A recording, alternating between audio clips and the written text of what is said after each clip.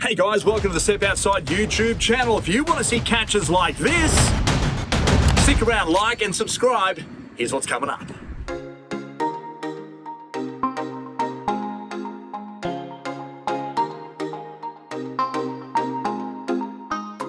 Today we're out on the Great Barrier Reef aboard Big Cat Reality. Normally we're fishing the deeper waters for trout, red emperor and other delicacies. But today I've got my sights set on somewhere a little different. That means getting over those reef breaks, working the tide and dodging the bommies.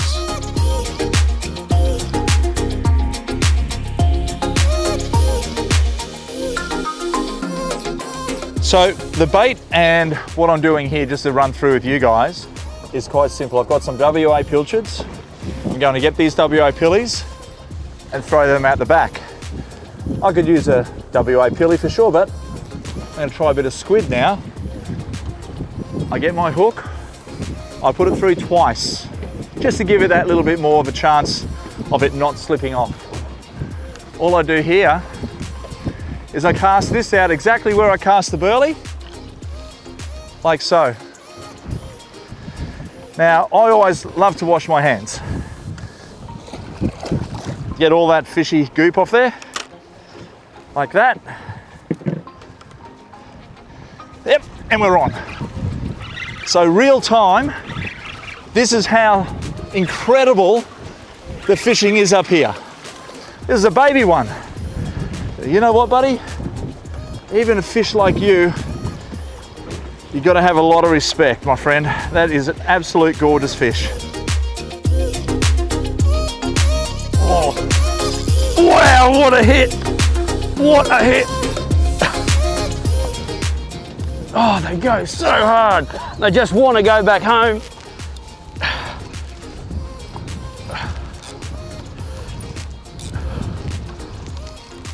Here he comes. A little bit smaller than the other, but man, they still go. And they sure do love that squid.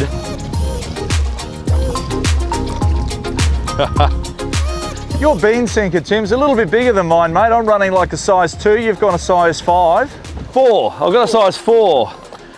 And it was just the nearest one out of the packet, but it still shows you don't need much, and that's a little bit more than Paul was using, and it just holds it on the bottom in the current. We do have current moving in here. The tide is rising. The high tide's at 2 p.m. today, so we've still got another 2 hours of rising tide to fill up all these little reefs up in here and these little honey holes and blue holes in here, so we got a good afternoon ahead of us. Hey guys, when you want to cast out into the zone, make sure your line is sitting about 3 feet from the top of the rod like that. If it's too short, you can get pinpoint accuracy, fair enough, but you won't get distance. If it's too long, you'll get the distance, but you won't get the pinpoint accuracy. So in the middle is pretty good. Just lay it out where you want to be. Nice little lob is pretty cool, as long as it doesn't go too high. If it goes too high, then what's going to happen is you'll get caught up in the wind and can pretty much land anywhere. Put your bail arm back over. Make sure you lock your reel into the index, the pinky and the next finger. Take up a bit of slack and get that fish out of that hole. Keep control, constant control. And once you've got constant control, well, you're home and host.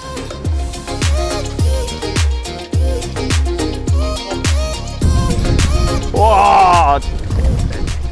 Double the action.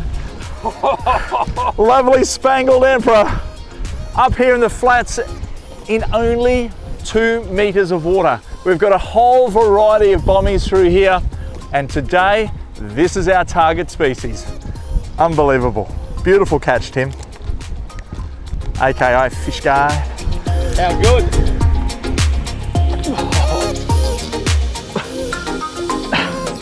Hooked up to another nice emperor here in the shallows. What an incredible spot. You got the turquoise water, beautiful clouds, and how hard do these things fight? No matter what they do, they put 110% into their fight. And for me, I thought mangrove jack pull hard. And then you get into the shallows with these, and wow, they just head for the reef, and you got to stop them real quick. What an amazing fish. Let's go and get another one.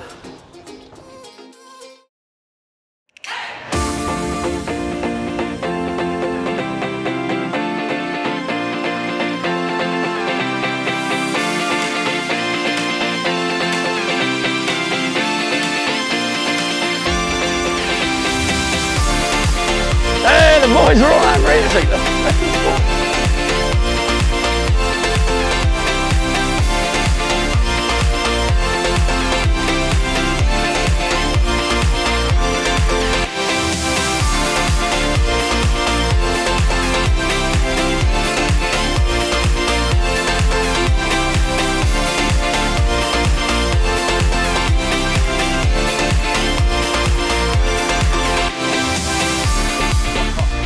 Nice fish, Timmy. Absolutely beautiful.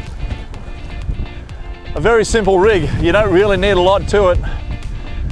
Hook and a sinker, and a bit of squid.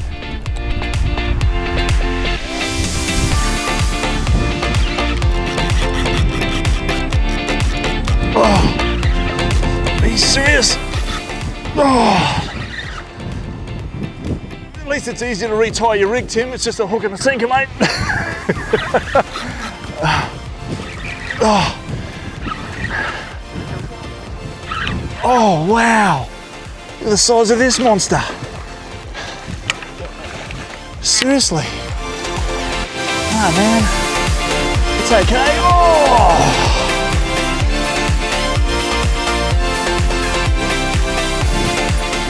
The tip is, keep your line tight, wind, and make sure you try to pull their head away from the reef, because they'll just want to scoot down sideways and get up and under there and break you off. And as long as you can keep his nose turned towards you, he's going to keep coming your way. This is a bit smaller. Oh, Paul! Oh, and he's dude. on. Oh, dusted. He'll come back. I've still got bait. There we have it. Always hold your reel up here. Okay, so it can't take away through your hands. Put the line onto your finger and wait for the bite. Don't hold your rod up here because you've got no strike motion to get that fish hooked up. Lower your rod tip down, take up a little bit of feel there. It's a bit bumpy, but that's okay. Take up a bit of feel so your slack is now gone. You've got direct feel going to the bait. But when you get that bite, you've got more, I guess, pendulum motion there to swing that rod and sink the hook into the fish's mouth. If you're too high, you've got nowhere to go. You're already up here, you can't strike. Down here, you can get right into it. Give it a go. It'll increase your hookup rate.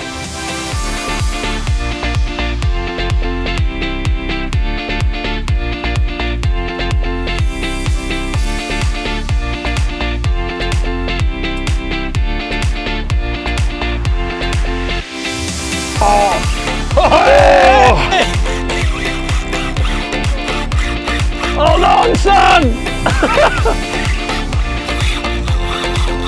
Oh.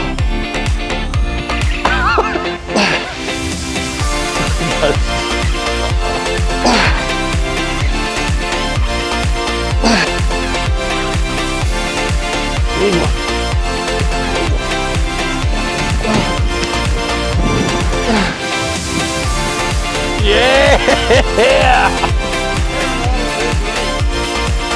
Isn't that Big Cat Reality Uber Eats? Oh, thank you, sir.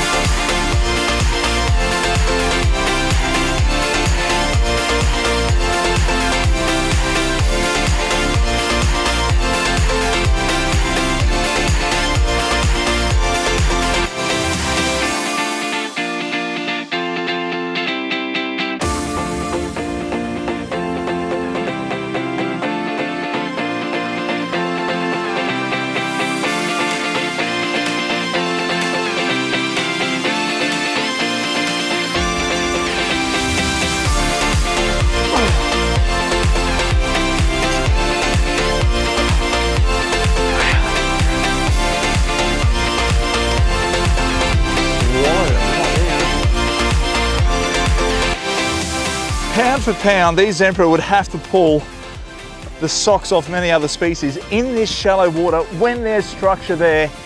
Absolutely amazing, but I tell you what, that's pretty cool stuff. Absolutely brilliant.